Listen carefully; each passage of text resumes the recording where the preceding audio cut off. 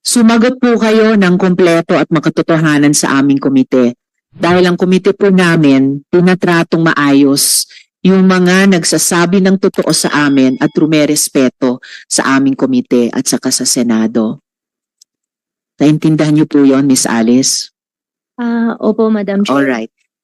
So, can you finally confirm before this committee, kayo ba si Guo Huaping? At bago niyo po i-invoke yung right against self-incrimination, hindi naman kayo yung nag-file ng inyong late registration of live birth, diba? So, you are not incriminating yourself. So, are you Guo Huaping?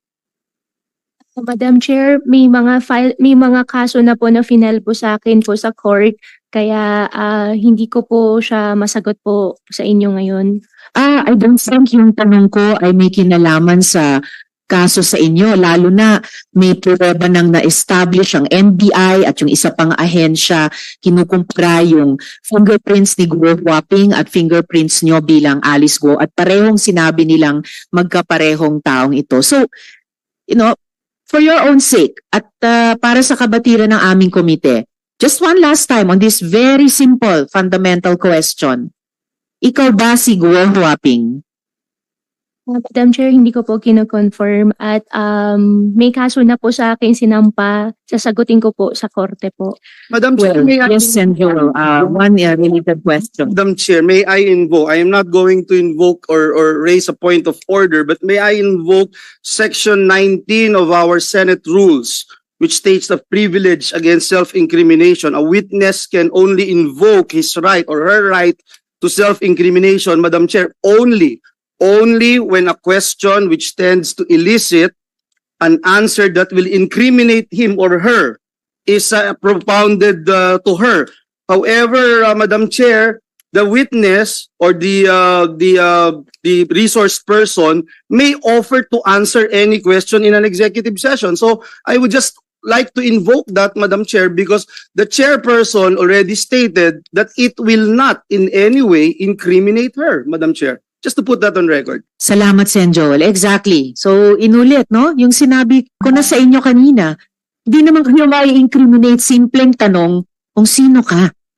And additionally, unless hihingi pa tayo ng executive session, no? Lilipat pa kami kasama nyo sa ibang kwarto para lang masagot nyo sino ba kayo talaga or palalabasin ng chair lahat ng mga taong ito para lang mag-executive session. And and before I proceed, I just like to recognize the presence of Sen Loren. Salamat, Sen Loren, for your Good morning, Madam participation Chair. today. Good morning po. Miss Alice, gusto kong ipaalala sa'yo na ayon mismo sa Korte Suprema, in the case of Office of the Court Administrator versus you, quote, the right to self-incrimination does not prohibit legitimate inquiry in non-criminal matters.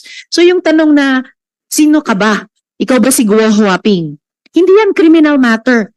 Hindi yan bagay na isite kaugnay ng mga kaso. Identity questions are within the purview of the committee. The Senate has a right to know. Sino bang kausap namin? Yung talagang totoong taong akala namin or ibang tao? No? The Senate has the right to ascertain who the resource persons are, who you say that you are. Sige, i-rephrase ko na lang. Okay, do you have something to say at this point, Miss Alice? Opo, Madam Chair, ako po si Alice Guo. Well, napatunayan na po namin na hindi kayo si Alice Guo. Kayo ay totoong si Guo Huaping.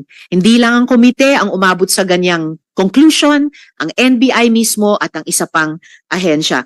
If you insist not to answer kung kayo si Guo Huaping, i-rephrase ko yung tanong ko.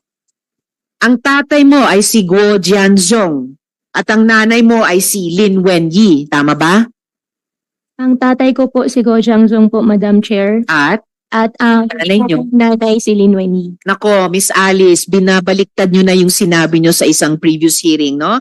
Yung bank document na to, nililista ninyo, kasi bank document mo ito, nilista mo dito bilang nanay mo, si Lin Wenyi. So, baliktad na, pinasinungalingan mo yung sinubmit mong bank document noon sa sinabi mo ngayon na hindi mo nanay si Lin Wenyi.